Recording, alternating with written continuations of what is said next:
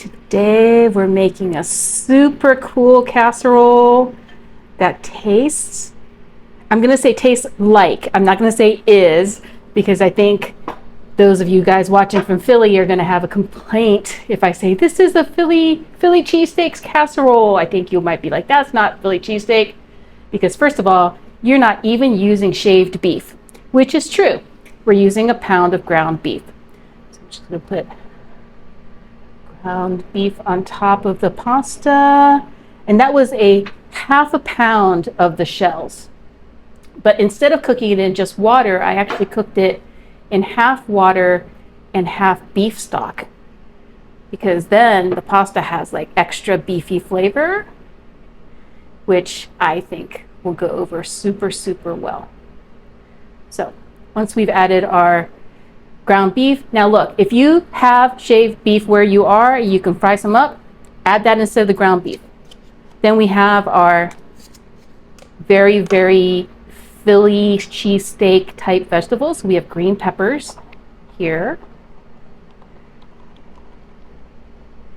Gosh, that looks so pretty already. Now it's just one pepper that I've cut into a small dice.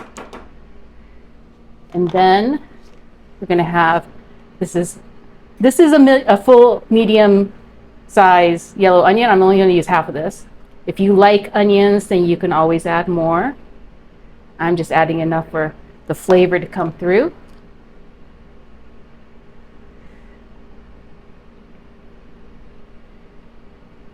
And then we're going to add just a couple of seasonings, a little garlic powder. Goes right on top of that.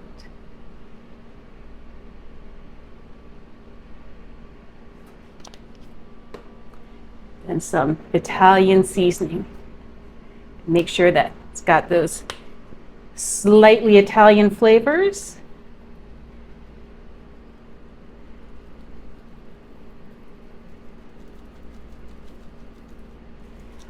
And then we're going to just add a little bit of salt and pepper. Not too much though.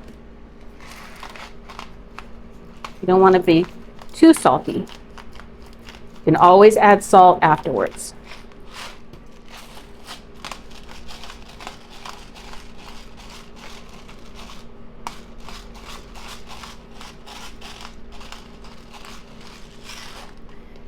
Okay, so what is a Philly cheesesteak casserole missing, you may ask? Well, I'm going to tell you. It's missing cheese. So we're going to be adding a whole 2-cup bag of mozzarella cheese that's shredded. Put that right on top. And it's okay if it's in a big old lump like that, because we're actually going to be mixing this all together. Get the cheese and the pasta and the beef and the veggies all mixed together. But there's so much cheese in this. It's going to be amazing when you try to like cut a square off for lunch or for dinner or for like a little picnic.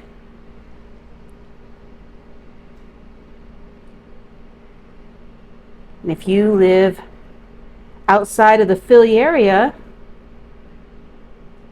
I mean, I don't know if this is a casserole you would make that would be, you know, representative of Philly, but I don't know, it's close, right? Okay, so once that's put together, we're going to actually add a little bit of liquid just to make all of that combining a little bit easier. So this is half a cup. Actually, let me show you this side. Half a cup of, this is the broth, the beef broth and water that I actually cooked the pasta in. So you're just going to add just a little bit of that back in. Just add a little bit of moisture so it doesn't get too dry.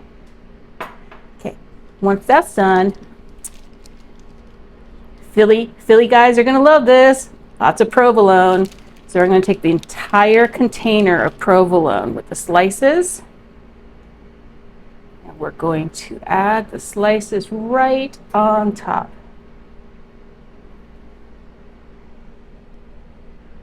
Ooh, that's going to look so good. You can enjoy a Philly cheesesteak without even using any bread because you have the pasta. Everybody's gonna be so impressed when you show up with this because they're gonna be like, that kind of looks like a Philly cheesesteak, but not. You're gonna be like, that's exactly right. Well, you may not actually say that, but I would. Last 2 slices go on top. And then this is going to go into a 350-degree oven for about 20 minutes, just so everything combines and the cheese gets all melty and gooey. So we'll be right back after that time to do a little taste test. Ooh, look at that. It looks so good.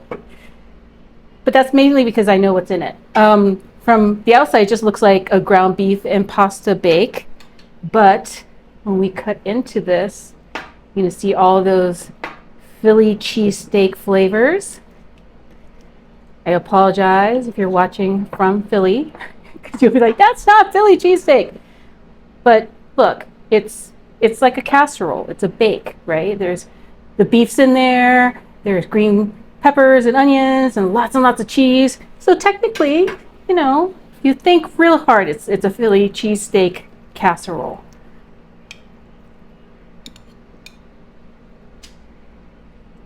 And some of you will be so upset because this doesn't even have Velveeta, but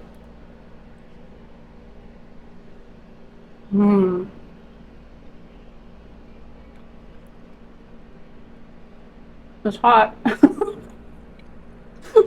But I will tell you, it tastes amazing.